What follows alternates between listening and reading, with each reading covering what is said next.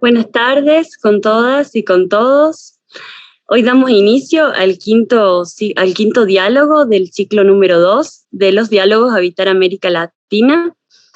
Desde la Red VAL hemos preparado una serie de eventos que se enmarcan dentro de la agenda para el Congreso de la UIA de Río 2021, y estos diálogos están dentro de esta agenda. El próximo viernes tendremos el último diálogo de este mes, dentro del eje temático articulaciones urbanas, y el día de hoy estamos abordando el eje temático territorios de la colectividad. Estos ejes han sido planteados en la curaduría de Ana Paula Polizo, de la arquitecta Ana Paula Polizo, y producidos en colaboración con el programa de posgrado de arquitectura de la Facultad de Arquitectura y Urbanismo de la Universidad Federal de Río de Janeiro. Entonces el día de hoy tendremos este eje, abordaremos el eje temático territorios de la colectividad, y para eso tenemos 3 invitados especiales que cada quien va a presentar un proyecto que ha sido seleccionado o premiado dentro de alguna de las 3 ediciones del premio Oscar Niemeyer para la arquitectura latinoamericana. Estos invitados son Diana Herrera Duque, Gabriel Visconti, Cristian Larraín y Rodrigo Duque Mota. En este panel, en este diálogo que vamos a abordar hoy, estará llevado adelante por la moderadora Ingrid Quintana, quien es profesora de la Universidad de los Andes de Colombia y nos acompañará el día de hoy. Ella es doctora en arquitectura y urbanismo.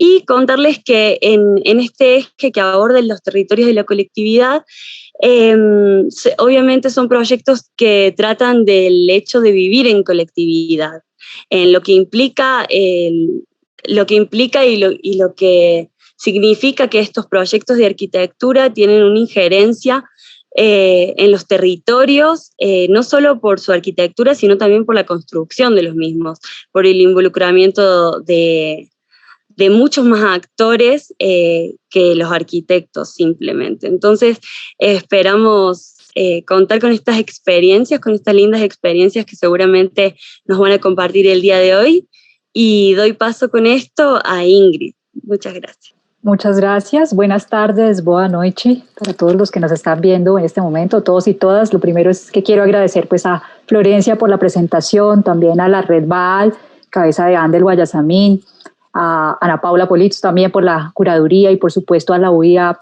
y el evento en Río por la invitación que por supuesto me honra.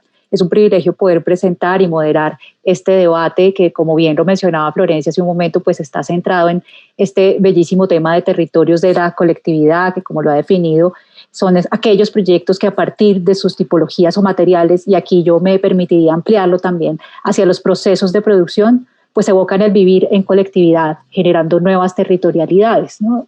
Y que, por supuesto, tiene una incidencia en los territorios donde se asientan, ¿no? Yo creo que cuando ustedes han podido ver la programación del evento, desde ya se dilucidan una serie de temas comunes que obviamente hablan de la consistencia de esta curaduría. Por supuesto, tiene que ver con el hecho de que también todos estos proyectos son producto de sociedades de trabajo entre 2 o más firmas o grupos de arquitectos o colectivos, y eso es muy interesante de verlo. También el entender que el habitar el territorio colectivamente implica moldear el territorio colectivamente, ¿no? Por eso hablábamos hace un momento de los procesos de producción, y tiene que ver tanto con los procesos de aproximación a las comunidades y un desarrollo de cierta confianza que se necesita para poder, proyectar de una manera más asertiva, pues también tiene que ver en algunos casos con el diseño participativo, ¿no? Como lo vamos a ver más adelante, independientemente de la escala de los proyectos y el programa. Creo que también varios de estos proyectos lo que hacen es poner un poco en cuestión el entendimiento tradicional de programa, y nos muestran que en esa flexibilidad también se encuentra esa construcción e incidencia sobre esa nueva territorialidad, ¿no? Pese a que estamos en estos 3 casos escogidos para la curaduría, tratando geografías y climas muy diferentes, ¿no? Y por último, y no menos importante, creo que también es interesante ver cómo en estos casos se confrontan experiencias tanto rurales como en el límite entre lo urbano y lo suburbano, que es un tema fascinante de analizar. Entonces, pues no siento más, me permito también presentarles, entonces, introducir estos proyectos y presentarles a los arquitectos que están invitados hoy día, ¿no? El primer proyecto que será presentado es CATIA 1100, Sistema de Equipamientos Comunitarios, elaborado por el Estudio Aparatos Contingentes, PICO y AGA Estudio, ¿no? El proyecto está en los asentamientos barriales de Canaima y Los Frailes de Catia. Fue premiado en la Bienal de Arquitectura de 2016 de Quito en la categoría Hábitat Social y Desarrollo. Aquí nos acompaña Gabriel Visconti Estopelo, que es arquitecto de la Universidad Simón Bolívar en Caracas, en Venezuela. Tiene un diploma en Diseño e Innovación Social, Prodiseño, Caracas, Venezuela. Estudios en Planificación Estratégica Urbana, también en Venezuela, y codirige AGA Estudio y Aparatos Contingentes. Equipos multidisciplinares enfocados en el desarrollo de líneas de investigación aplicadas a las prácticas humanas, los objetos y el territorio. En segundo lugar, veremos la Escuela Rural Pivadenco en Los Sauces, en Chile, que fue ejecutada por el Estudio MAPA y Duque Mota. Fueron ganadores del Premio Panamericano de la OAC en la categoría de equipamientos. Nos acompañan aquí Rodrigo Duque Mota, que es egresado de la Universidad Católica de Chile en el año 2001, es profesor de taller de la misma escuela, dirige su propia oficina de arquitectura desde el año 2003. En el año 2007 ganó el premio Promoción Joven del Colegio de Arquitectos al mejor arquitecto chileno menor de 35 años, y en su oficina se han desarrollado proyectos en una amplia gama de áreas. En el ámbito hotelero se destacan el Casino Hotel de Talca y el Hotel Astronómico. También ha sido ganador de numerosos premios, ¿no? Entre esos la mejor obra en categoría vivienda de la Bienal de Arquitectura de Santiago de 2004. En el ámbito institucional también la Facultad de Economía de la UDP, con la que ganó el premio Obra del año 2015 de Plataforma Arquitectura a la mejor obra de Hispanoamérica. Sus obras han sido publicadas en revistas especializadas en más de 20 países. Y también para presentar este proyecto está Cristian Larraín, que es arquitecto titulado en 2006 también de la Pontificia Universidad Católica de Chile. Ha sido profesor ayudante en la misma entidad desde 2006. Su actividad docente y de investigación ha estado siempre ligada a problemáticas vinculadas al diseño, medio ambiente y ciudad, destacándose por obras en donde el estudio del material y su relación con el espacio permite establecer respuestas ajustadas a las diferentes problemáticas que surgen de la diversidad de encargos a los cuales se ha enfrentado. Junto con Matías Madsen, ha dictado conferencias en Chile y en el extranjero, y su obra ha sido ampliamente publicada en medios impresos nacionales de Chile como internacionales.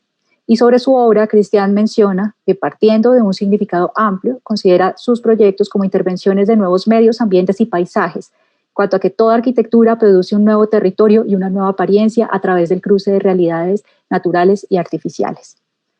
Y por último, veremos el Parque Educativo Vigía del Fuerte, Saberes Ancestrales en Vigía del Fuerte, en Colombia, que fue llevado a cabo por 3 estudios de arquitectura, comenzando por el de Diana Herrera Duque, que nos acompaña el día de hoy, Mauricio Valencia Correa, Farid Paya Ramírez y Lucas Serna Rodas. Diana Herrera es arquitecta de la Pontificia Universidad Javeriana de Bogotá de 2002, con maestría en estudios urbanos regionales de la Universidad Nacional de Colombia, de Medellín en 2006, donde fue profesora desde 2003 a 2005 en el programa de estudios académicos en formación y en diferentes talleres de proyectos. Ha sido consultora en diseño y coordinación de proyectos de arquitectura y espacio público para Medellín, en proyectos como el Parque Explora con la Alcaldía de Medellín y la revitalización de la Albarrada de Monpós con la firma Opus. Además de otras oficinas de arquitectos independientes, pues también ha colaborado con la oficina de Juan Manuel Peláez, donde además realizó prácticas profesionales. Fue arquitecta de proyectos especiales en la Secretaría de Infraestructura Física de la Gobernación de Antioquia entre 2012 y 2013, donde fue directora de proyectos para el municipio de Vigía del Fuerte. Bueno, yo creo que sin más preámbulos podemos comenzar entonces esta conversación dándole paso a Gabriel. Gabriel, muchísimas gracias por estar aquí.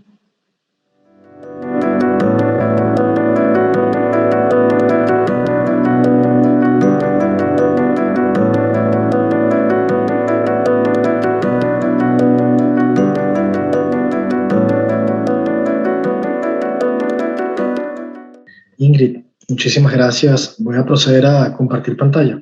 Y permítame también agradecerle a la Red VAL, a la UIA, a todas y a todos que han hecho posible este vínculo regional asociado a la práctica de la arquitectura y esta oportunidad ampliada, diría yo, de entender proyectos que se vinculan, como tú bien indicas, con otros procesos. Y básicamente la presentación que les vengo a hacer en nombre de muchas personas, muchos vecinos y vecinas, tiene que ver con el proceso a través del cual el proyecto se da, porque es que entendemos que el territorio como espacio socialmente construido, pues solo es viable su comprensión, ese territorio de colectividad, a razón de prácticas de acción directa. Es la acción directa en el espacio lo que logra darle forma a esa idea de territorio y lo que nosotros entendremos como una oportunidad hacia un tipo de urbanismo que entendemos abierto. Y este urbanismo, o esta idea de urbanismo abierto, pues viene a razón de vivir en la ciudad de Caracas. Digamos, la reflexión crítica de un tipo de ciudad que se ha ido consolidando a modo de parches, donde formas de generarla, pues no necesariamente están en diálogo o no necesariamente se cruzan y generan formas mixtas de desarrollo completo de la mirada de ciudad, de la manera de entenderla. Es una ciudad, Caracas, donde, digamos, la autoproducción o la gran parte de su autoproducción pues está en constante mirarse con los hitos de la arquitectura moderna o del modelo desarrollista que ha asignado fuertemente al territorio venezolano, como pudiera ser en primer plano al fondo las torres de Parque Central, que en algún momento fueron las torres de concreto armado más grandes del continente, o el conjunto de residencial que lleva el mismo nombre, Parque Central, conjunto residencial más importante del país en la década de los 80, finales de los 70. Incluso al fondo se puede observar lo que fuese la Torre de David, digamos, como un edificio altamente especulado en la cultura arquitectónica contemporánea. Pero yo quisiera ir un poco atrás y hablarles de ese edificio que tiene distintos píxeles de pintura al medio del barrio. Ese es el edificio Cerro Grande, que a principios de los años 50, guiado a través de la mirada del arquitecto Guido Bermúdez y una institución llamada el Barco Obrero, pues fabrican la primera unidad de habitación de modelo corbusiano en la ciudad de Caracas, en Venezuela. Estamos hablando entre el año 52 y 54. Digamos, con toda la artificialidad de la modernidad, este edificio que tenía su promesa incluso de espacio público incorporada en la planta libre, un lugar de relacionamiento, pues tiene como telón de fondo, digamos en su fracaso, para nuestro caso, de la verdadera oportunidad que ha encontrado el pueblo caraqueño y venezolano y gran parte de nuestra región en el desarrollo del hábitat. Y es que en las oportunidades que ha encontrado la sociedad de hacerse un espacio en la ciudad, tiene que ver con pequeños lugares que dinamizan y generan formas de relacionamiento que nosotros entendemos como prácticas de acción directa. Y son estas prácticas de acción directa las que, desde nuestra perspectiva, fomentan la idea de territorio de colectividad. Y es que esas prácticas de acción directa pues, se dan en el soporte no solo de la losa de una vivienda en un barrio, sino en el soporte de la dinámica de la participación, bastante desgastada en estas dinámicas de participacionismo, pero que en todo caso a nosotros nos han significado, digamos, una plataforma viable para que el proyecto Katia 1100 la entienda a razón del fomento de 4 grandes derechos, de los cuales les vengo a hablar, que me sirven de oportunidad para que conozcan Katia 1100. Y el primero es el derecho a saber. Ese derecho donde nos permite unas y otros conocernos y relacionarnos a fin de alinearnos con aquello que queremos fomentar. Y es que Katia 1100 se desarrolla, para que ustedes también tengan ese derecho a saber, se desarrolla en el norte oeste de la ciudad de Caracas, colinda con esa cordillera montañosa verde que es el Parque Nacional Guardia de Repano, pulmón vegetal de la ciudad, y la institución que regula los parques nacionales en Venezuela, junto con formas organizadas de la comunidad en ese lugar, que en el caso venezolano llamamos consejos comunales, pues toman la decisión de desafectar la cota máxima de edificabilidad dentro del territorio del Parque Nacional, que es la cota 1100 sobre el nivel del mar, lo cual le da el nombre característico al proyecto.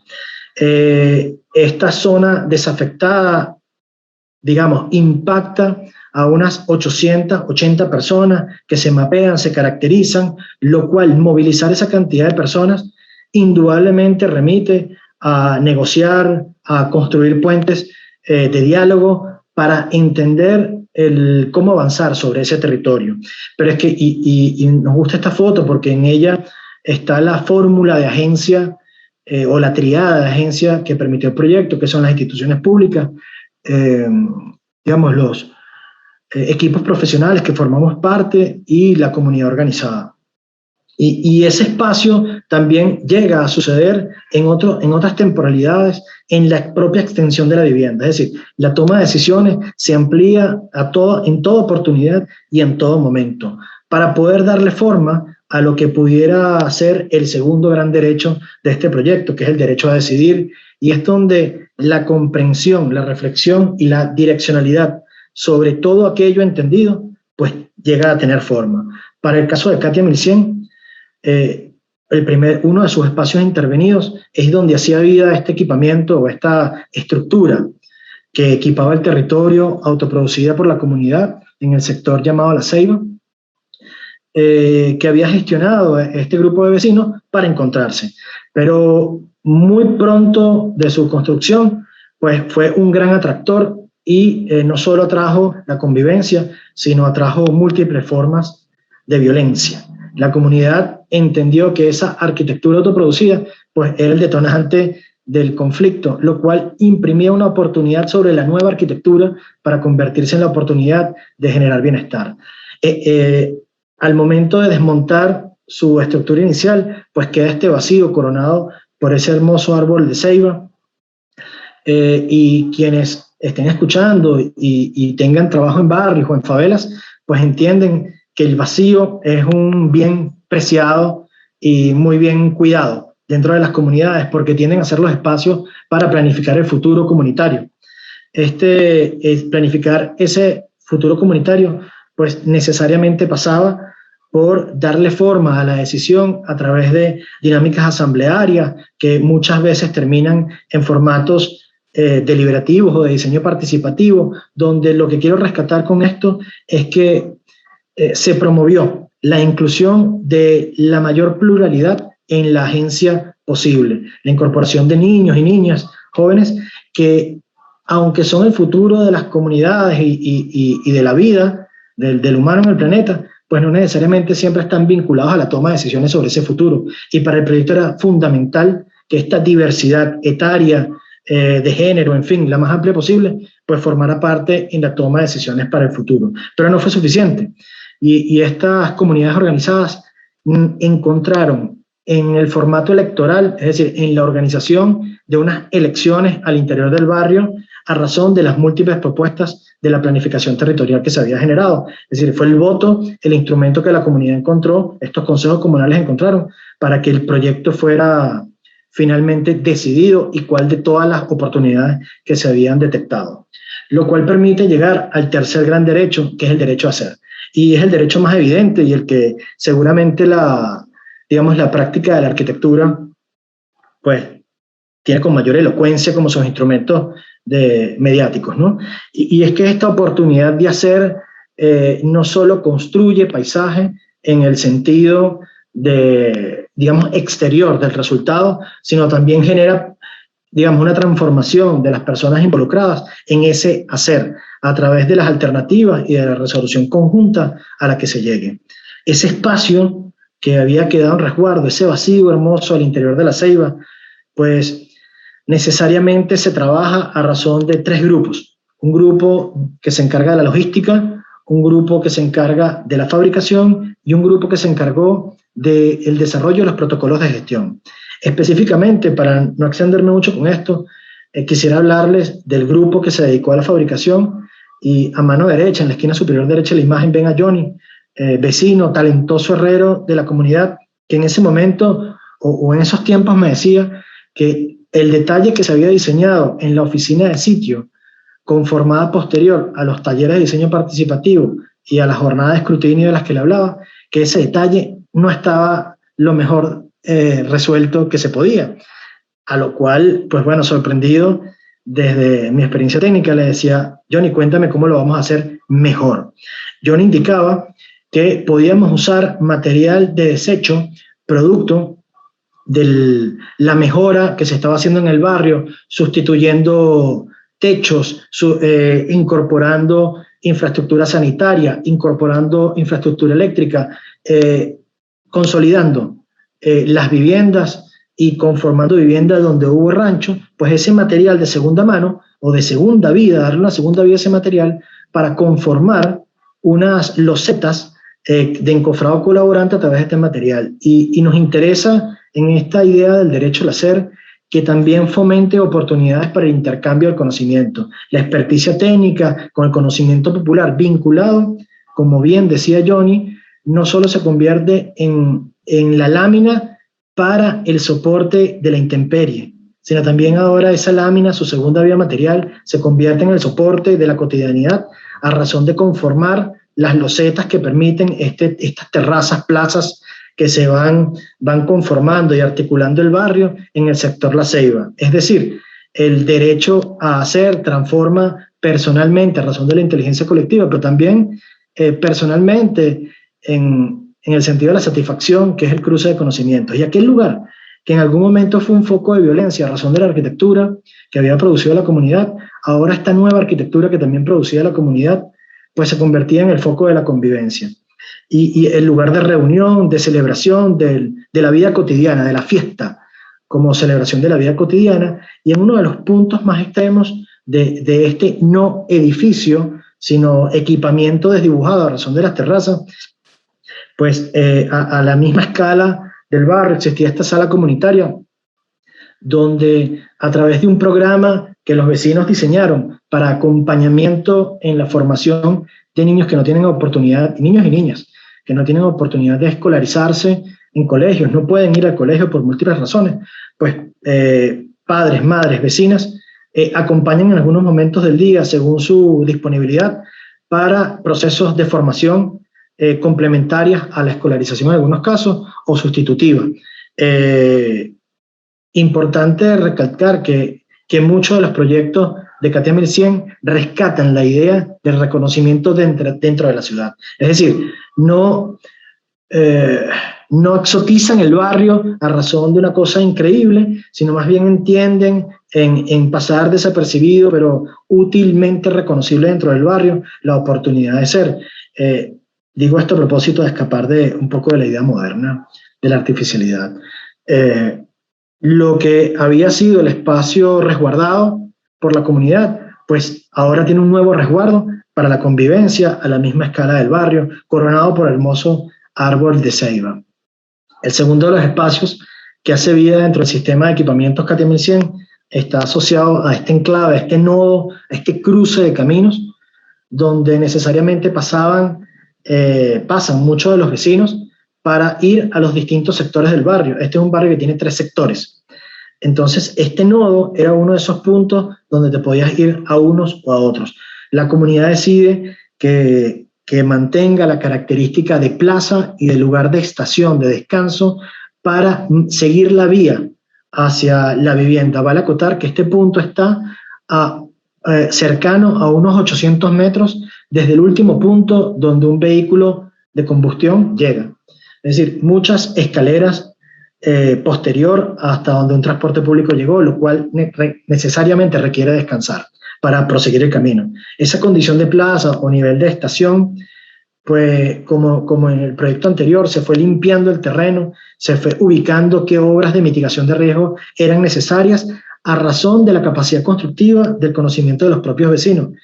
Habían vecinos con conocimientos en permacultura, lo cual permitió, a razón de esta misma técnica constructiva, conformar un talud y poco a poco, con los conocimientos de herrería de Johnny y de otros vecinos que fueron aprendiendo, pues se fue conformando esta idea de plaza mucho más equipada. Pero en la medida que la plaza fue agarrando forma, pues también fue agarrando forma la conciencia sobre el proyecto de que las viviendas alrededor no podían tener una plaza acomodada para el descanso cuando la vivienda no te permitía descansar. Ibas a tener que dormir en la plaza para dormir bien.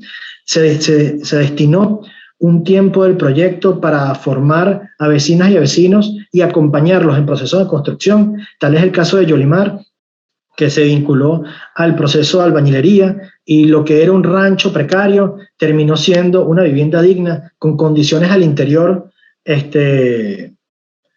cualitativamente importantes en términos de instalaciones eléctricas, en términos de instalaciones sanitarias, la conformación completa de la vivienda. El proyecto trabaja bajo la lógica de lo que en Venezuela llamamos el punto y el círculo, es decir, una acción puntual que deviene en una incidencia mayor. La plaza se extendió completamente y fue agarrando la característica propia del enclave donde se encuentra, o sea, se reconvirtió en la capacidad verde natural de estar dentro del enclave de un parque nacional. Y Yolimar, pues por supuesto, celebra la cotidianidad de una manera distinta. Y el cuarto derecho que Katia 1100 promueve y fomenta, construye y deviene es el derecho a la ciudad.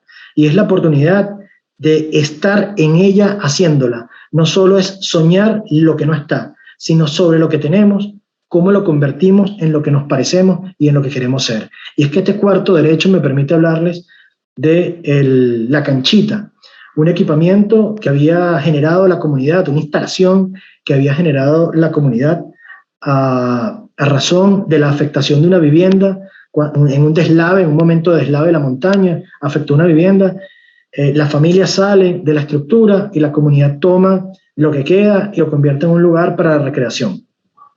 Ese lugar para la recreación, pues ahí convergían dos sectores de barrio, era el lugar de vínculo juvenil por excelencia, y lo primero que se hace a la par de la toma de decisiones es limpiar el terreno para entender con qué soporte se encuentra y qué situaciones hay que mitigar. A razón de la limpieza de lo que fue la estructura de la vivienda anterior, pues se aprovecha con los mismos chicos y chicas que participaban de la limpieza de generar los talleres de diseño participativo en sitio para entender situadamente los alcances reales, no solo presupuestarios o proyectuales, sino de lo que era viable construir en el espacio disponible. Esto nos dio la oportunidad que esos mismos chicos y chicas participaran de talleres express de construcción para que aprendieran a construir lo que indudablemente después van a tener que mantener en el tiempo. Esa claridad sobre el proceso de ir limpiando e ir diseñando en la medida que se va entendiendo un proyecto fast track, totalmente fast track, pues permite reconfigurar lo que era la estructura de la vivienda afectada en un equipamiento de una consolidación distinta, pero con las características propias de lo que la topografía, el accidente propio topográfico nos podía permitir, para que, digamos, la realidad propia del barrio estuviese siempre presente.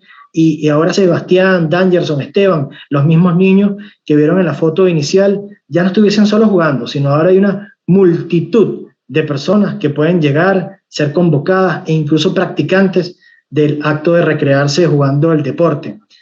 Vale acotar que la canchita no busca sustituir, digamos, la práctica profesional del deporte. La canchita tiene una forma irregular, producto del propio accidente. Me atrevería a decir que su estética es la estética del accidente y es propia para que, si alguien está interesado posterior a vincularse al proceso recreativo del deporte, en ser profesional y pertenecer a la federación de cualquier deporte, pues se vaya a otro lugar. La canchita es un lugar para la convivencia vecinal y no para la normativa y regulación de la práctica deportiva. Es decir, cuánto mide una cancha de básquet regularmente, poco importa en este punto de la ciudad. Ese lugar, lo que sí le importa es reconocerse en ella y reconocer el espacio que le pertenece, el derecho a soñarla y a hacerla.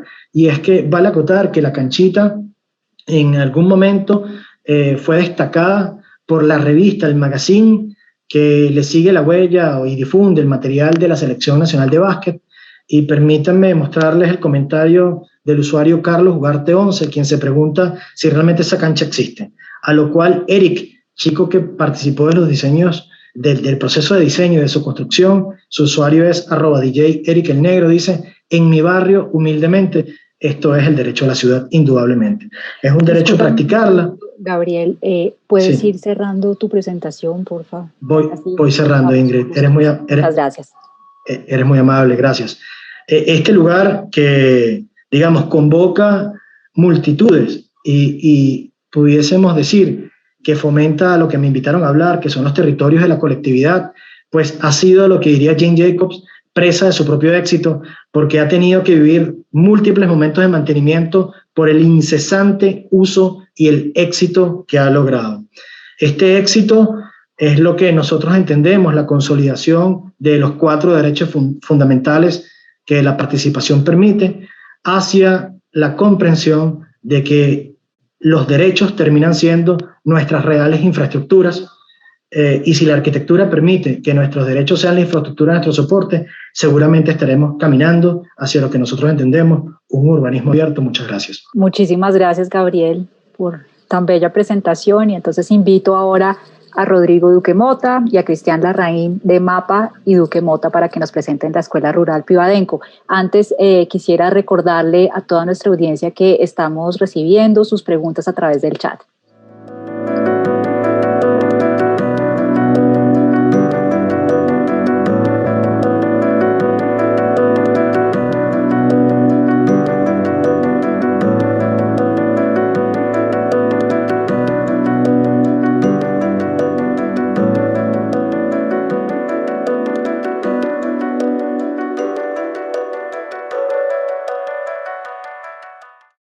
Hola, buenas tardes. Primero, agradecer esta invitación. Con Rodrigo Duque hemos armado, digamos, un poco una presentación justamente para poder explicar el impacto, digamos, que ha tenido desde el diseño hasta la construcción, digamos, de una de estas escuelas en la región de la Araucanía. Antes de partir, un poco, solo pusimos una lámina de cada oficina. Somos 2 oficinas. Nosotros, habitualmente, las 2 oficinas solemos trabajar colaborativamente. Hemos trabajado entre nosotros y hemos trabajado con otras oficinas en distintos proyectos. Y un poco traemos estas 2 láminas para poner en contexto nuestro trabajo. Estos son algunos de los proyectos de mi oficina. Y aquí están algunos proyectos de la oficina de Cristian. Como pueden ver, ambas oficinas trabajamos, digamos, arquitecturas diversas que provienen un poco de los lugares y los contextos en los cuales nos toca proyectar. Por lo tanto, con esto queremos decir que no tenemos como una fórmula preconcebida, digamos, de actuar, sino que más bien nos convocan las respuestas digamos, particulares a un problema específico. Sí, nosotros tenemos una presentación de esta escuela un poco más larga, que tiene toda una introducción más que tiene que ver como con la arquitectura chilena y con ciertos puntos de partida que tomamos en común entre las 2 oficinas, pero dado como el tiempo breve de esta presentación, nos vamos a ir como un poco al callo del proyecto y de lo que significó el desarrollo de este proyecto. Básicamente esto es parte con un contexto el centro de esto es un concurso de arquitectura que llama el Ministerio de Educación para desarrollar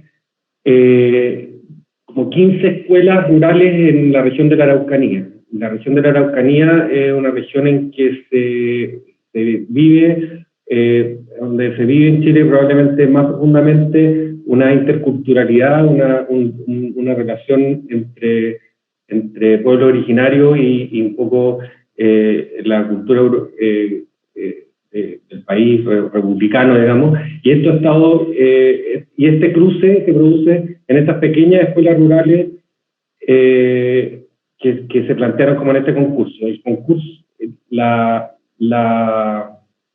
entendiendo que en el fondo están instaladas en una región en donde dentro de Chile no ha habido forma de resolver un conflicto entre, digamos, españoles en un momento y araucanos, y hoy día chilenos, digamos, y araucanos, en términos de que no hay integración de la cultura y siempre ha sido básicamente el país intentando imponer sus reglas, digamos, a una comunidad indígena que por supuesto que no quiere aceptarlas porque lo que está buscando es que exista mayor integración, no imposición. Sí, hoy día en la región de la Araucanía, la mayoría de los pueblos originarios que existen son mapuches, y hoy día hay un conflicto que tiene mucha historia, un conflicto desde que los españoles llegaron, primero la guerra de la Araucanía y después la mal llamada pacificación, que fue un sometimiento de los pueblos originarios mapuches, y hoy día un conflicto que está muy latente hoy día mismo, está en un conflicto de violencia bastante dramático y está presente todo el tiempo, pero en simultáneo con una realidad que está cambiando, con una mayor conciencia del mundo, del país en cuanto al valor de los pueblos originarios. Hoy día, como ustedes sabrán, estamos en medio de un proceso constituyente, del diseño de una nueva constitución para Chile, y en ese proceso, partiendo por la elección de los constituyentes, en que habían espacios reservados para el pueblo mapuche, o sea, para todos los pueblos originarios en realidad, y también divididos por las distintas etnias, y una voluntad bastante generalizada en los constituyentes a declarar el país, la República de Chile, como una república plurinacional. Entonces, creo que es un tema que está súper candente entre lo que se está jugando en términos del conflicto y la violencia, especialmente en la región de la Araucanía, y la voluntad un poco nueva de la política, del país, de las instituciones, de empezar a recoger las culturas de pueblo originario. Aquí unos pequeños datos que sirven de referencia. En la región de la Araucanía, el 34,3% de las personas se declaran perteneciendo a un pueblo indígena originario, la mayoría mapuche, y en el gráfico donde está el país a la izquierda se marca la pobreza y la pobreza extrema en las distintas regiones del país, y la región de la Araucanía es la región en que la pobreza es más alta. Y estos dos fenómenos están relativamente vinculados porque hay una larga historia de conflicto en relación a la posesión de las tierras y a cómo la cultura mapuche ha sido maltratada de cierta forma y redunda en una cultura que está arrinconada y que tiene altos niveles de pobreza. Ese contexto es súper importante para lo que estamos armando, porque nosotros teníamos que construir un pequeño espacio de interculturalidad en lugares donde habían comunidades mixtas, pero que tenían un alto porcentaje de personas de pueblos originarios de mapuche. Y dentro de ese contexto, básicamente en el fondo este llamado concurso lo que hacía era buscar diseñar ocho escuelas, digamos, de las cuales nosotros participamos en 4 y básicamente ganamos, digamos, de estos 4 proyectos, que son los que ven en las imágenes, entendiendo de que eran comunidades, digamos, distintas, en la cual se iba a insertar cada una de ellas, y con la particularidad que tenían que ser escuelas unidocentes. ¿Qué significa esto? Que básicamente un profesor tenía que hacerse cargo, digamos, de la formación de niños de 5 hasta 15 años, digamos, dentro del mismo recinto y dentro incluso de la misma sala. Sí, el contexto eran 2 comunas relativamente en distintos lugares de la Araucanía, pero un contexto bastante similar, un contexto rural con una población relativamente dispersa, no son lugares como concentrados, Y en el fondo el trabajo, nuestra estrategia para enfrentar este grupo de concursos, que en el fondo nosotros participamos en dos, que cada uno tenía 2 escuelas, fue la estrategia de hacer un proyecto con las mismas reglas, digamos. O sea, los 4 proyectos son distintos porque están en distintos terrenos, porque tienen algunas diferencias contextuales, pero en términos de la estrategia proyectual, es la misma estrategia proyectual de los 4, que después se chequeó con las distintas comunidades, también en procesos participativos. Este es un poco el contexto de esta escuela. La idea es que para que sepan el proceso en que están estas 4 escuelas, hay 2 escuelas construidas. Esta fue la primera que se construyó. Hay otra escuela que también ya está lista, que es un poco más pequeña, y hay una escuela que está en proceso de construcción y una que empezó a construirse pero se suspendió por problemas de distintos índole que no vale la pena comentar acá, pero que es muy probable que se pueda retomar en el futuro, pero todavía está suspendida. Esta escuela está en la región de la Araucanía. Esta es una zona, como ustedes pueden ver, completamente rural, que hay apenas unos caseríos muy dispersos, y a esta escuela vienen niños, alrededor de 20 niños eran no en esta, que vienen de estos caseríos cercanos, a veces a 5 kilómetros, a veces a 10 kilómetros, a veces a 20, 30 kilómetros, y algunas casas que están más cerca alrededor.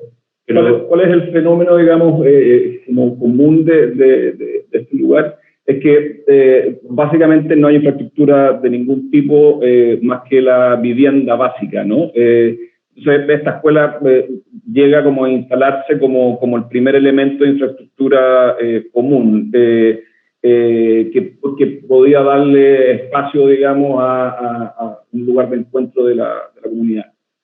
Claro, esto no es una cosa que nosotros inventamos. En el lugar donde están estas 4 escuelas, el concurso es para reponer escuelas.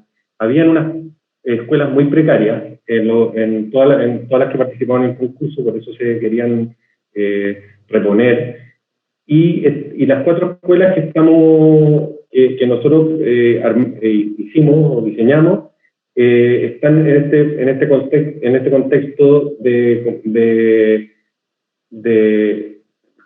en que no hay mucho equipamiento, en que las comunidades que están en torno a la escuela no tienen lugares de reunión, no hay una plaza, no hay un centro, a veces hay un pequeño centro comunitario, una pequeña caseta, digamos, que sirve de centro comunitario, pero en general no hay un lugar donde, por la condición rural y de dispersión, no hay un lugar donde se puedan reunir, y la escuela desde antes era un lugar súper importante para eso.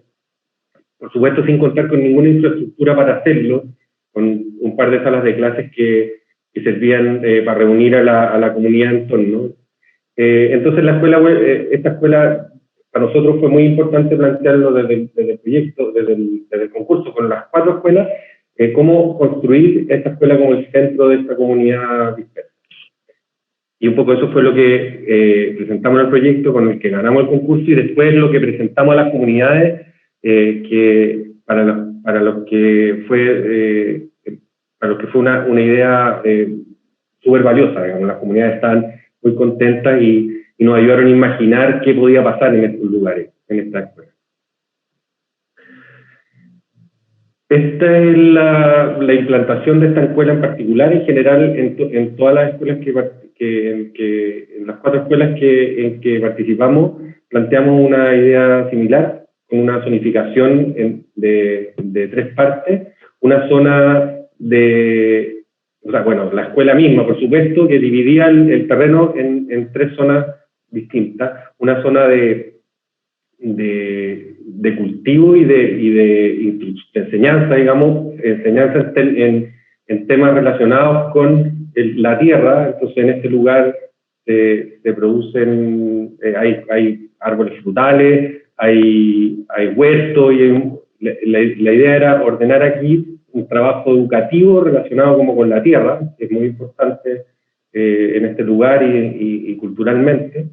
Después, una zona de juego de niños, una zona más lúdica y deportiva, donde está una cancha que era parte del programa que pedía el ministerio, y una zona, digamos, pública, o una zona de acceso, de llegada, que sirviera como el punto de partida de esta construcción de la escuela como el lugar público, el lugar de encuentro de la comunidad.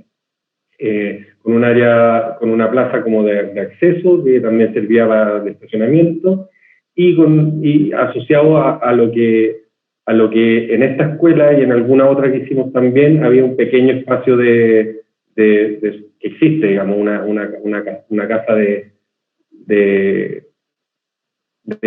uso comunitario. Entendiendo, digamos, como primera partida, lo que propusimos fue tomarnos de una definición de origen quechua, digamos, que tiene que ver con establecer o entender que la escuela podía armarse en torno a una cancha, ¿no? Cancha entendido como el espacio, digamos, de reunión o recinto de reunión, para la práctica de deportes, digamos, o la organización de espectáculos, pero también en el fondo como espacio de encuentro cívico, espacio de debate para la comunidad. Un poco el soporte para que pasen. Y entendiendo esta definición como de cancha, lo que proponíamos era básicamente organizar los recintos del programa que estaban dados por el concurso en torno a un espacio central que surgía de la reunión de todos los programas o espacios comunes que el programa original nos daba como antecedente. Claro, como el gran invento fue que juntamos el comedor con un patio interior, con un lugar para guardar cosas, con el hall de acceso. Todo lo reunimos esos metros cuadrados disponibles, espacio disponible en el programa, en un solo espacio que fuera un espacio ordenador que articulara el proyecto completo y que en el fondo permitiera generar un espacio de una dimensión que tuviera como la posibilidad de usarse comunitariamente, además de ser usado por los niños como en la escuela, digamos.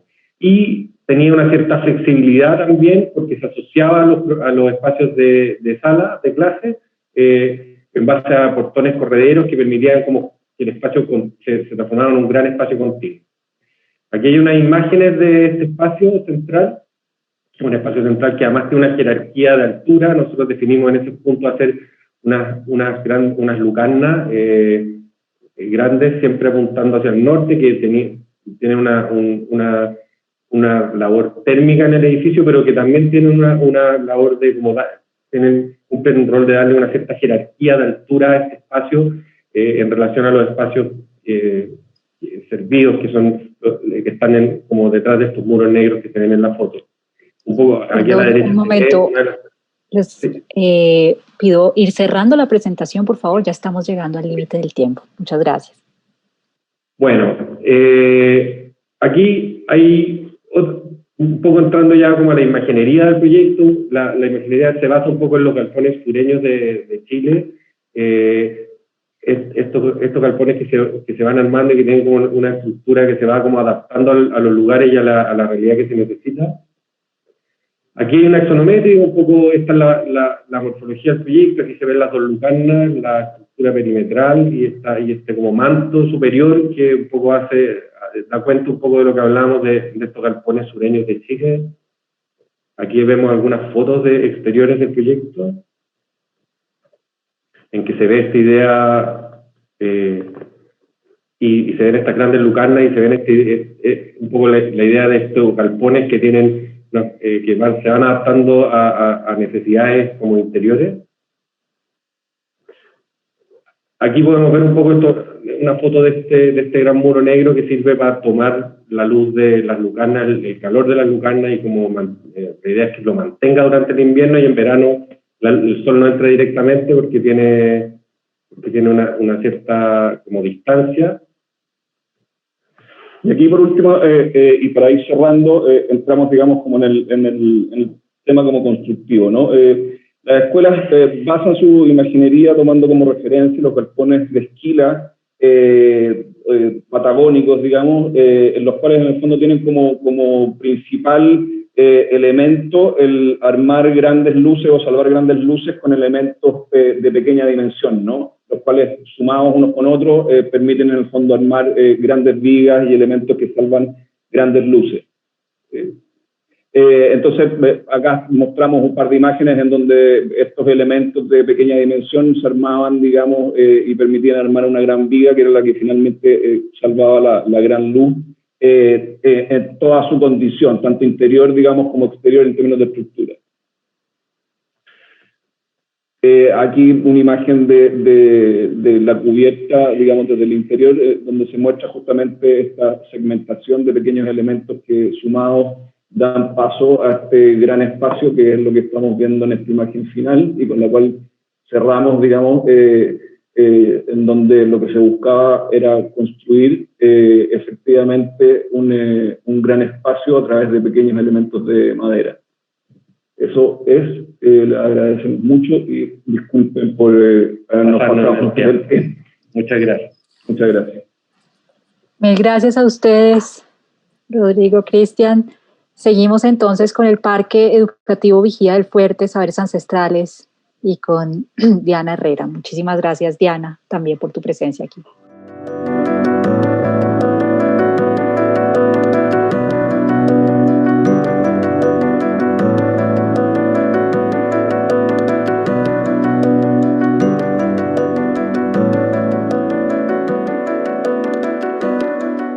Gracias a todos de nuevo por la invitación. Me encanta oír los proyectos contados por los arquitectos porque encuentro muchísima información en común.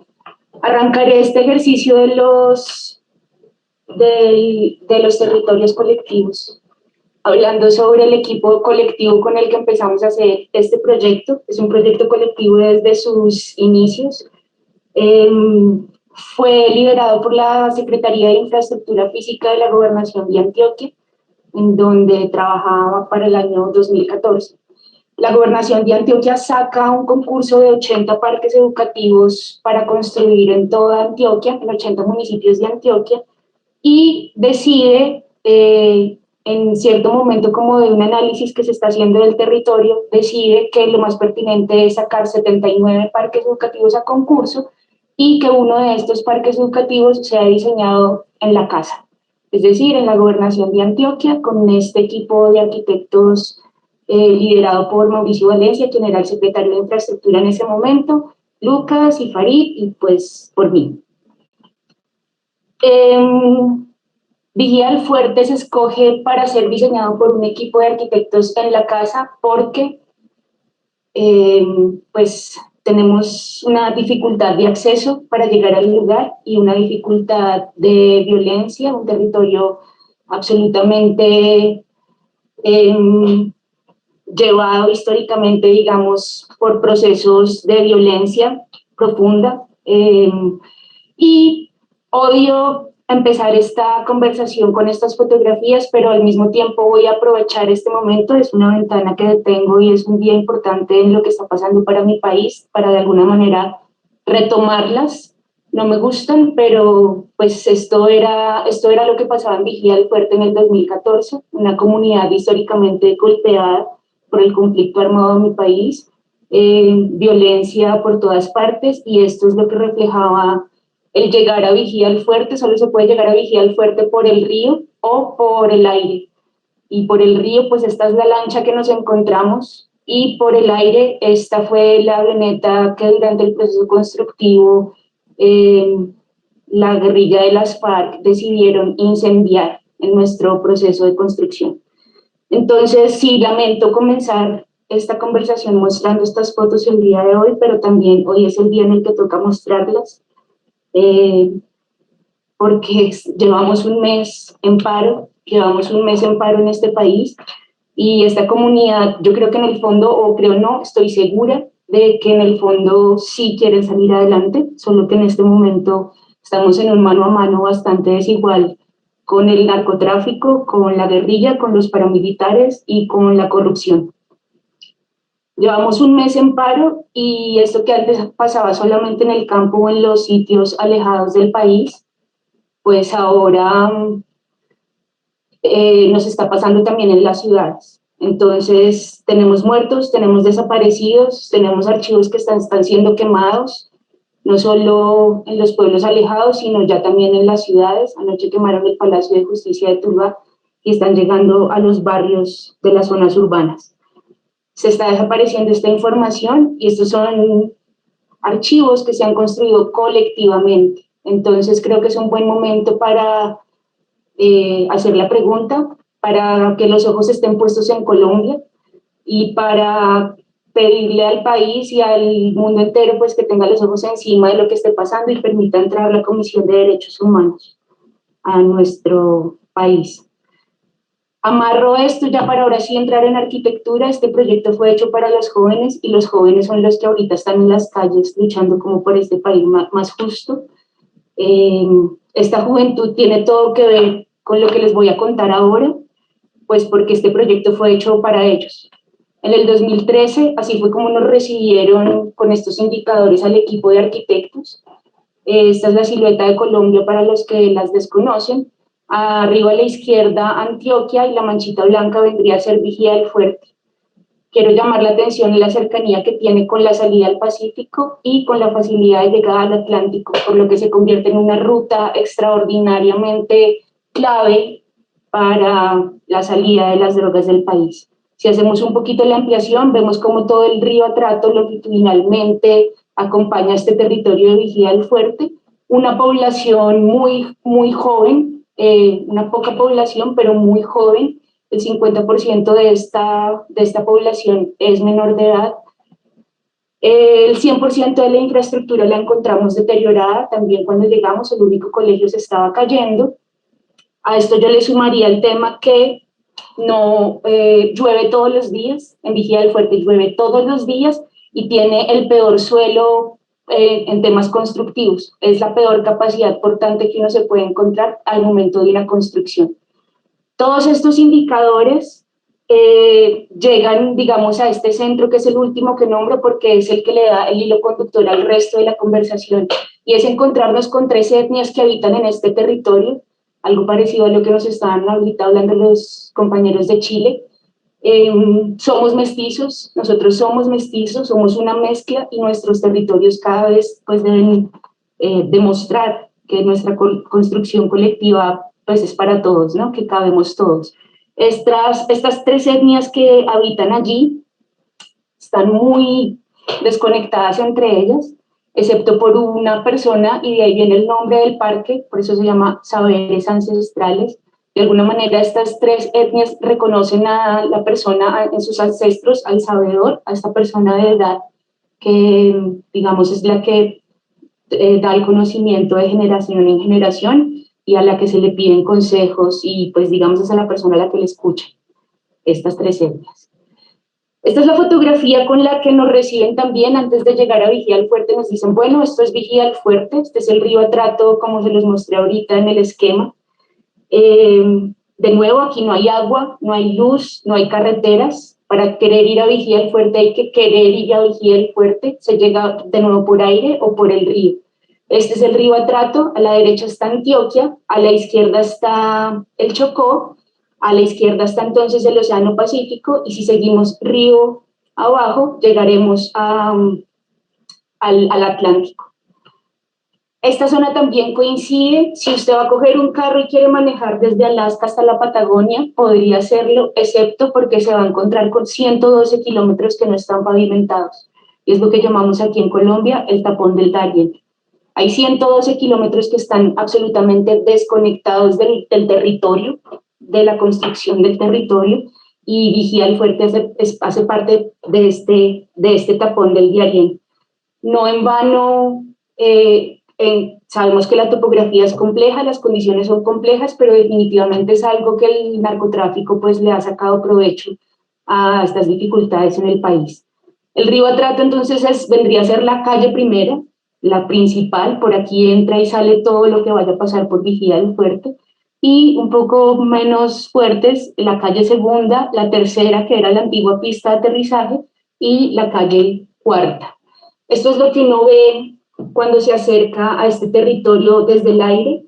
un eje que atraviesa esta selva húmeda tropical que está en todas partes. Esto es la dificultad de poder atravesar estos territorios. Cuando uno llega a Vigía del Fuerte y se baja de la barquita, esta es la calle primera, vemos como esa luz de atardecer revuelta como con la lluvia, el color de la luz de la lluvia, del río Atrato como la refleja. Esta es también esa misma calle primera y vemos cómo se abastece y entra literalmente todo lo que pase por Vigía del Fuerte, entra por este río, entra por estas escaleras y esta es la forma de conectarse con el mundo. Tenemos luego de las calles interiores que les mostré ahorita en la aerofotografía, esta vendría a ser la calle Cuarta, este es espacio típico de Vigía del Fuerte, espacio público, estas son las calles en Vigía del Fuerte. Están elevadas porque son terrenos de inundación, están en la mitad de una selva húmeda tropical que si no se protegen, pues los animales van a causar tragedias. Hay que levantarse del piso. No tienen agua, no tienen luz. Estos cables que ven son porque ellos prenden unas plantas con ACPM todos los días, un par de horas por la noche, así que podrán imaginarse además el ruido que esto genera en la comunidad. En nuestra primera visita empezamos a identificar las marcas de agua. El tema aquí venía directamente ligado con las inundaciones. Teníamos que encontrar esa marca de inundación de la última subida del río Fuerte, que fue en el 2010-2011, y que era la que nos iba a dar la pauta para encontrar nuestra propia cota, nuestro nivel 00 para el proyecto. De nuevo, éramos varios arquitectos con muchas ideas muy diferentes, así que nosotros mismos tuvimos un diálogo interesante al interior del equipo y aquí hubo un momento de gran reflexión en la que aquí volvimos a llegar todos a un acuerdo, a decir, esperen un momento, fijémonos bien qué es lo que está pasando en el territorio, porque creemos que las soluciones ya están dadas allí. Entonces volvimos a nuestros referentes iniciales, a entender cómo vivían los afrodescendientes, cómo vivían los indígenas y estas grandes coincidencias entre las tipologías de la vivienda. Unos techos a dos aguas que se están protegiendo del tema del agua, de la lluvia de todos los días, en palafitos, los dos están levantados en palafitos para protegerse del agua y pues de los animales de la selva. Así que aquí volvimos de alguna manera a encontrarnos en un buen acuerdo entre el equipo de arquitectos y es donde entendemos que lo que tenemos que hacer es crear un espacio, una cubierta, lo dijimos así, donde puedan estar juntos todos los habitantes de Vigía del Fuerte. Y tiene que ver con lo que Gabriela hablaba en el principio del proyecto y es el valor del vacío. Teníamos que crear algún vacío que le diera espacio, le diera cabida a estas tres etnias que no tenían nada en común. Esto es parte de nuestro proceso de diseño. Uno podría hablar clases enteras acerca de todo lo que nos pasó.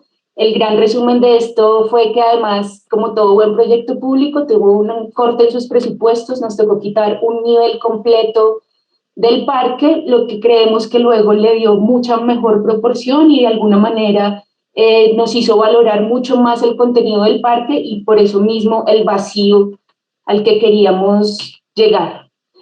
Por lo que nuestro proyecto finalmente se resume en ser la sumatoria de dos de las casas de Vigía del Fuerte, que se juntan entre ellas para liberar la mayor cantidad de espacio al interior. Vuelve y juega el tema del vacío, como tener la mayor cantidad de vacío protegido. Que al igual que los referentes históricamente estudiados del territorio, pues teníamos que levantarnos en palafitos y teníamos que mantener estas estructuras elevadas, además de las dos aguas. Al juntar nuestras dos naves con las dos aguas, pues estamos recogiendo el agua y utilizándola, de lo contrario, pues el proyecto no tendría agua. El tema de las inundaciones, volviendo un poco a la foto que mostré hace un par de minutos, nos dio para hacer el ejercicio de cuál era la cota adecuada para nuestro proyecto y después de varios análisis llegamos al punto de acuerdo de que la cota iba a ser la 11.1 y este es el esquema de inundación de los principales equipamientos o el resto de las casas de Vigía del Fuerte. Sabemos que la inundación va a llegar en algún momento, pero estamos tratando de que sea en el mayor tiempo posible y de enseñar al resto de la comunidad cómo protegerse en una cota de inundación que sea más segura. Si lo vemos en planta, nuestro proyecto son 2 naves, son estas 2 naves que simplemente se desplazan un poco para marcar los accesos, uno más principal que el otro. Este es el acceso principal que da hacia la antigua pista. Y de esta planimetría, lo que más nos gusta compartir es resaltar todo lo que logramos vaciar del programa. No por llevarle la contraria al programa que nos estaba pidiendo la gobernación de Antioquia, para nada, simplemente cuando llegamos a este territorio, pues más que tener un laboratorio y una sala de ciencias o un salón de profesores, por lo menos teníamos que tener algo. Entonces, en esas 2 grandes naves que logramos cubrir y vaciar de alguna manera, el espacio más importante, y vemos cómo jala el ojo este gran vacío del número 10, es el que llamamos el patio del sabedor. El sabedor, recordemos, es esa persona a la que las 3 etnias le tienen respeto, le creen, es a la persona a la que le oyen consejos, y es una figura que aparece en esas 3 formas de vivir diferente ese territorio. Entonces, nuestro gran contenido de nuestro parque es el espacio más vacío. Y allí hay algo importante que empieza también como a retumbar hoy en día. Ahorita Gabriel lo decía, que el valor del vacío en las comunas y en las favelas, y yo empiezo a pensar que ya en el resto de espacios el vacío también empieza a ser supremamente importante. Esta es la fotografía que ya pudimos tomar en el 2015, cuando se ve ya el proyecto construido. El proyecto no solamente fue el parque educativo, sino que afortunadamente logramos, gracias a las secretarías de deporte y de educación, acompañar con otros equipamientos. Nuestro parque educativo se diseña con una plaza de sombras y con una pista para que estos chicos que antes solo veían las lanchas pasar por el atrato tuvieran alguna actividad física importante, y se están volviendo muy buenos en el tema de correr en los 100 metros en poquísimo tiempo. Constructivamente, el territorio muy complejo, el agua está ahí, no hay que buscar el nivel freático, él está ahí donde uno lo mire. Entonces, llegar a esta losa elevada a 2,50 metros, pues nos tardó un gran tiempo y mucho dinero en la construcción de estos 118 micropilotes que estaban a una profundidad de 15 metros cada uno. Repito, el peor suelo con la peor capacidad portante en la que pudiésemos trabajar, y el río Atrato, que tiene el nivel freático del agua en todas partes, fueron parte como el hilo conductor de la dificultad, a punto casi de cancelar el proyecto porque no sabíamos muy bien cómo seguir. Una vez la losa estuvo vaciada, la estructura metálica que diseñamos y que se fabricó en Medellín y llegó lista para instalarse. Este proyecto simplemente de pernar. Como no hay luz, no podíamos contar con pues ninguna herramienta eléctrica. Entonces es un ejercicio que se prefabricó en las ciudades y llegó para ensamblarse por partes. Lo mismo con la cubierta prefabricada, una teja termoacústica que tiene una muy buena resistencia a la intemperie. Y por último, estas fachadas con una celosía en madera inmunizada que hace una fachada muy ligera que permite la adecuada ventilación de los espacios. Técnicamente esta es la respuesta para unos suelos muy malos, para un lugar donde no hay agua potable, pero que hay agua sucia por todos lados, en la mitad de la selva húmeda tropical de Colombia. Diana, estamos llegando al límite del tiempo. Perfecto, ya voy a acabar. Así cerrando. Muchísimas gracias. Y ya para acabar, quería acabar con lo bonito. Esto es simplemente parte del tema constructivo que les dije, es súper complejo. Tuvimos que construir jarillones alrededor de cada columna para poder vaciar los micropilotes.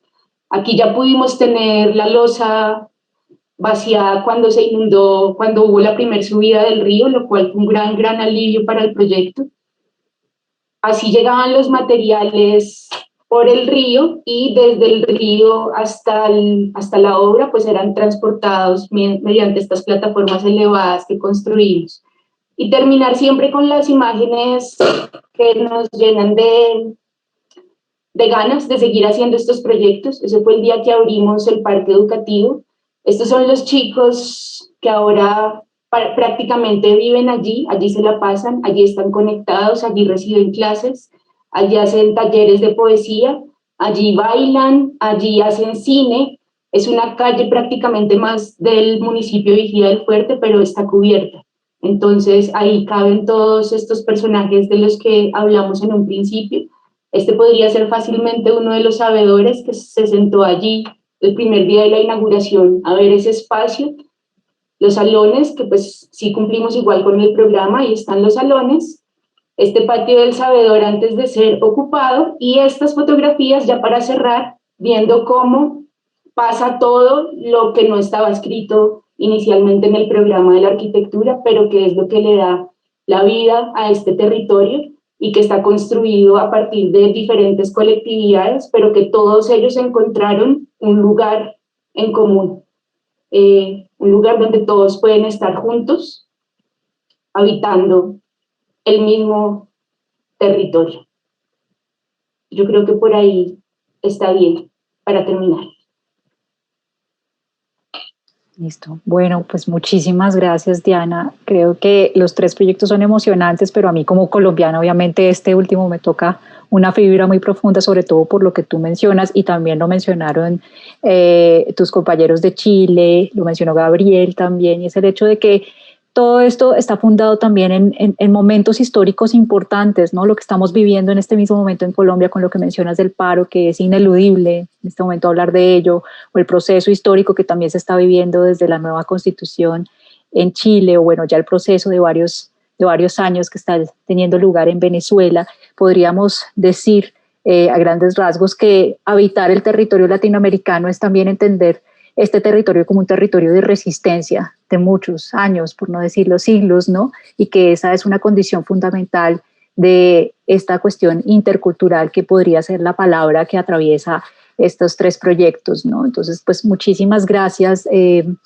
Yo quería ir, pues primero, invitándolos a ustedes también, que si tienen comentarios para sus compañeros respecto a los proyectos o preguntas, por favor se los hagan, siéntanse en libertad de abrir el micrófono y decirlos. Aquí ya estamos recibiendo algunas preguntas del público para ustedes. Muchas gracias a todos. Bueno, mientras ustedes se animan, hay unas preguntas aquí para Gabriel y para GA Estudio.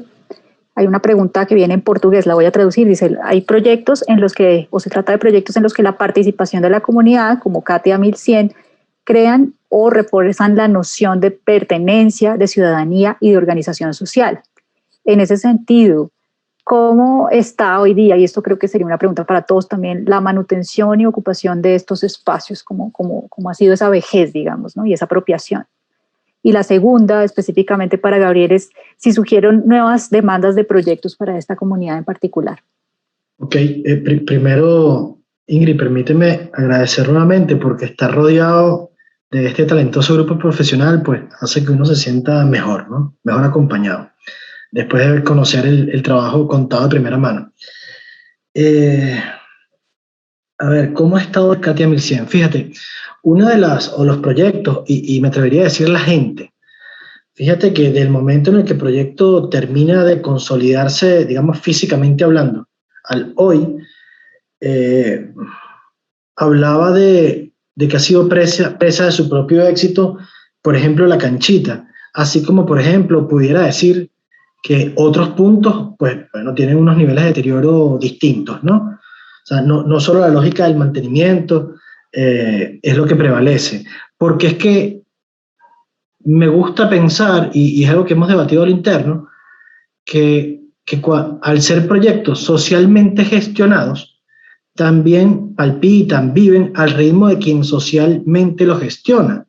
Por ejemplo, si quienes formaron parte de un proceso asociado a su fabricación y a su diseño, no sé, tendrían entre 17 y 40 años de edad, y gran parte de esa población ha migrado, por ejemplo, y es un territorio abandonado, porque hay una afectación social que, digamos, que es evidente, y todos ustedes la padecen, padecen el fenómeno migratorio venezolano, pues esas estructuras se quedan vacías. A nosotros nos gusta pensar en estos proyectos, en todos los que hacemos, que, digamos, construir edificaciones puede llegar a tener una relativa sencillez y mantenerlos en términos físicos puede ser sencillo, pero la arquitectura empieza cuando el edificio es habitado, y si no hay quien la habite, pues es evidente que el deterioro vendrá en consecuencia. Ahora, no quiero que esto suene, no sé, desalentador. Los proyectos están vivos, palpitan en función de sus vecinos. La sala de lectura sigue viva. De hecho, hoy en día es sala de lectura y reunión del Consejo Comunal. Por ejemplo, una visión que no estaba prevista en el momento original. La canchita vive los momentos de mantenimiento constante, y Yolimar y sus vecinas pues mantienen limpia la plaza.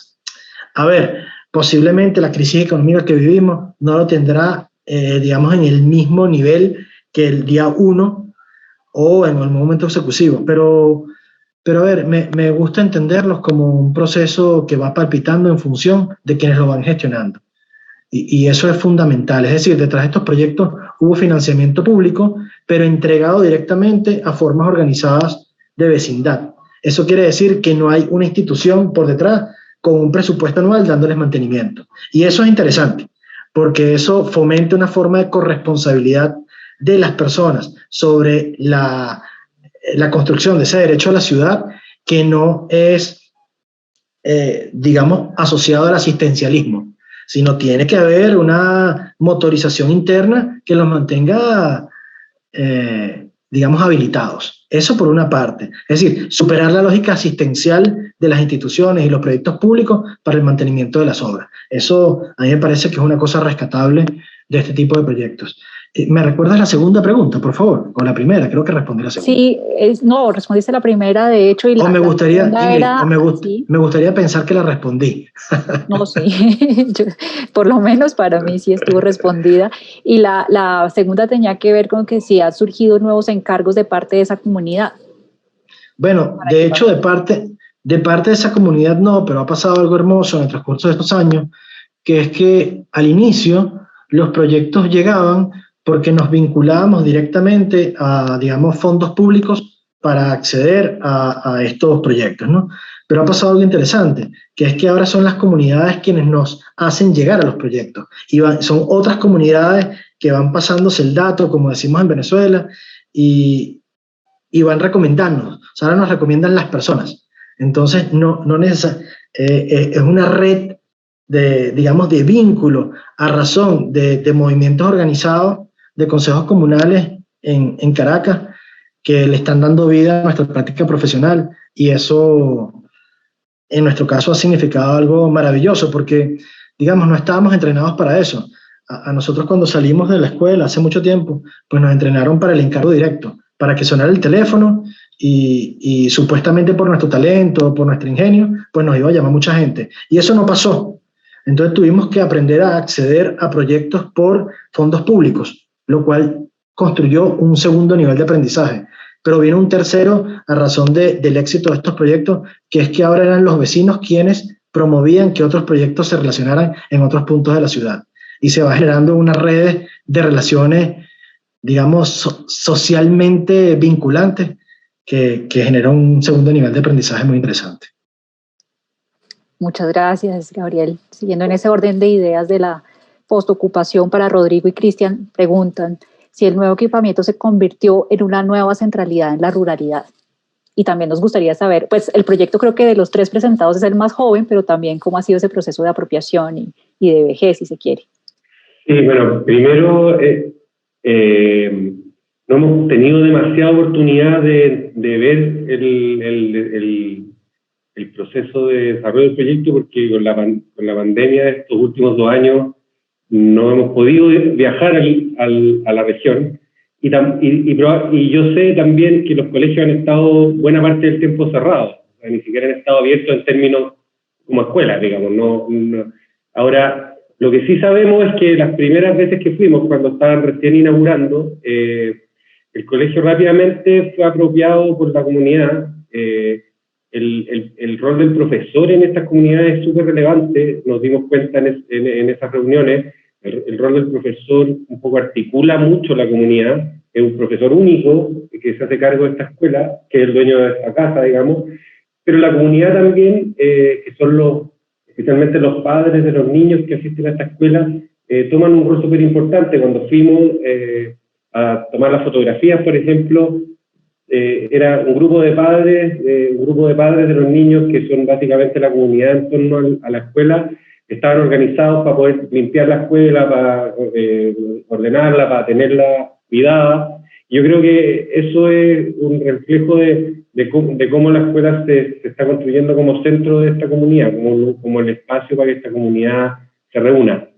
Pero no tenemos demasiada más información porque hemos estado bastante dificultados de poder ir. De hecho, hay un proyecto que se está construyendo que ha reempezado y parado muchas veces por la pandemia. Yo creo que y es un proyecto que no hemos podido tener ni siquiera ir a supervisar, a visitar, digamos, durante la construcción. Entonces estamos esperando la oportunidad para poder hacerlo. Sí, yo aportar a ver, básicamente desde el punto de vista de la mantención, estas son escuelas que dependen del Ministerio de Educación y por lo tanto reciben permanentemente una especie como de subsidio. Pero obviando, digamos, esa situación que podría mantener, digamos, relativamente bien esta infraestructura a lo largo de los años, a mí lo que me parece interesante es que esta idea de apropiación y esta idea de que efectivamente el gobierno de Chile incorporaba a la comunidad por primera vez, incorporaba y no imponía sus términos a las comunidades indígenas como históricamente se venía dando, funcionó en este caso.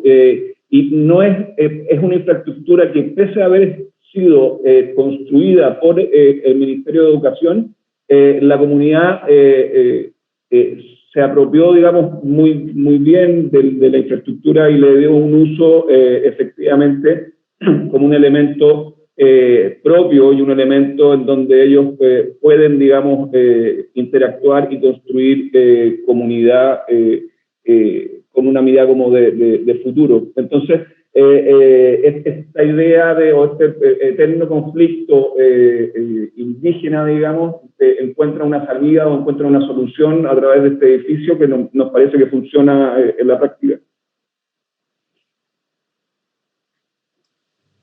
Listo. Muchas gracias a los dos, Cristian, Rodrigo. Diana, la pregunta también sería un poco para ti, ¿cómo ha envejecido el proyecto? Hemos visto algunas imágenes y pues por lo que nos cuentas, el lugar tiene unas condiciones de humedad y temperatura súper difíciles que hacen que, digamos, probablemente el proyecto tenga una gran vulnerabilidad al deterioro ambiental, pero también la pregunta que nos hacen desde el chat, y te la hago de una vez, es un paso antes y es ¿cómo fue la participación de la mano de obra local en este proyecto? Vale, gracias. Con la comunidad aquí en Vigía pasamos del amor al odio más profundo, y luego nos volvimos a enamorar. Y eso se ve reflejado en el resultado del proyecto. Nos odiaron porque ellos empezaron a traer referentes además buenísimos, y nos decían, pero es que nuestro proyecto, porque no es de material. Cuando lo elevamos, cuando hicimos celosías para que no se llenaran los muros, la capilaridad, el agua, explicar estos procesos físicos de los materiales a una comunidad que a duras penas ha tenido educación, pero que a punta de vea lo que le pasó a su casa, vea lo que pasó a la casa de la esquina, vea cómo se está hundiendo este pedacito del colegio, vea cómo el río se está llevando toda la curva de la contención. A partir de esas conversaciones de sus construcciones cotidianas, logramos dar pasos pequeñitos, pero empezaron entonces a decir como, ok, lo que para ellos era maleza, la madera, decían, pero ¿por qué van a poner maleza en las fachadas? Hoy en día las casas aledañas, las casitas, todas ya tienen sus celosías, están empezando a construir lo que vieron porque funciona, porque ventila, porque los protege, es el confort. Se lleva años luz a si hubiéramos puesto un material de piso a techo o ventanas sólidas sin ventilación. Entonces, en todo este proceso del amor al odio, nos odiaron, luego entendieron, cuando no se veía nada, nos dijeron, pues, ¿dónde está la plata? Hombre, en 118 micropilotes que no se ven, pero ahí está. Y eso es lo que va a hacer que el proyecto no se les hunda. Entonces, ok, empezaron a entender que es que sus suelos son malísimos, pero es que nadie se los había dicho. Entonces, del amor al odio, finalmente ellos, la mano de obra debía ser de la comunidad, excepto la especializada, pero la mano de obra fue de la comunidad y hoy en día pues el resultado, el proyecto está impecable, digo yo, dentro de las condiciones de humedad. Lo usan para todo, lo usan más que el edificio de la alcaldía, lo usan más que la plaza, que realmente no hay plaza en Vigía del Fuerte. Entonces es donde sucede todo, pero costó muchas conversaciones muy difíciles con la gente, hasta que ellos nos enseñaron, nosotros a ellos, y llegamos a este común acuerdo. Súper, muchísimas gracias. Y siguiendo también con el hilo de la participación de las personas, hay mucha curiosidad, Cristian y Rodrigo, por saber cómo fue el proceso con los usuarios en la participación, sobre todo del programa, elaboración del programa de las escuelas y de esta escuela en particular. Mira, el programa primero tiene una dimensión inicial que es como una especie de reglamento estándar del ministerio, de estándares mínimos que fija ciertas condiciones. En segundo lugar, hay un trabajo del municipio, de la autoridad local, que prepara, antes que nosotros incluso hiciéramos el concurso, prepara el programa en conjunto con el ministerio. O sea, hay un trabajo previo local con el ministerio a nivel nacional, que a nivel regional en realidad. Y ese programa, el que se presenta en el concurso, que eran programas relativamente parecidos porque tenían esta estructura base como del Ministerio de Estándar, y nuestra apuesta como por hackear ese programa, juntando varios programas pequeños, tratando de armar un espacio mayor que no estaba predispuesto, digamos, fue lo que permitió hacer esta propuesta un poco distinta, que respetaba el programa, pero que al mismo tiempo lo cambiaba. Y eso fue lo que nosotros presentamos en una participación con la comunidad. Y la verdad es que fue una participación increíblemente fluida, ¿no? Presentamos el proyecto, hubieron un par de comentarios, pero en general les pareció fantástico. Yo creo que tiene que ver con que son comunidades muy, muy lejanas, muy abandonadas, que que más bien estaban muy agradecidas de poder tener una infraestructura como esta, que está a años luz en todos los estándares de lo que ellos tenían, digamos, y me parece que en general fue una participación ciudadana súper fluida, en que no tuvimos no tuvimos ni un conflicto. Algún par de comentarios que nos sirvieron para hacer algunas modificaciones a los proyectos como del concurso, que fueron muy útiles para el resultado final, pero que en ningún caso como que se generó como roce, fue súper fluido. Y después en la ocupación un poco lo mismo, solo tuvimos buena relación con la comunidad en este caso. Cosa que no me ha pasado en todos los proyectos, en algunos otros ha sido un poco más complejo. Entiendo. Bueno, pues les agradezco muchísimo, de verdad, su participación, sus presentaciones. Desafortunadamente se nos van a quedar un par de preguntas, sino un poquito más en el tintero, pero bueno, la invitación a todos y a todas es seguir acompañando este segundo ciclo de los diálogos sobre habitar América Latina, y pues de nuevo felicitarlos por esos proyectos tan maravillosos y sobre todo que están verdaderamente alterando, transformando significativamente la manera como estas comunidades habitan su territorio. Muchísimas gracias. A ustedes, muchas gracias a ustedes. Muchísimas gracias. Muchas gracias Buenas noches. por la invitación. Gracias Chile, gracias Chao, que estén bien. Gracias América Latina. Muchas gracias. Muchas gracias. Chao Diana, chao Gabriel, chao Ingrid, chao Flores, chao Andelana. Chao a todas, chao a todos.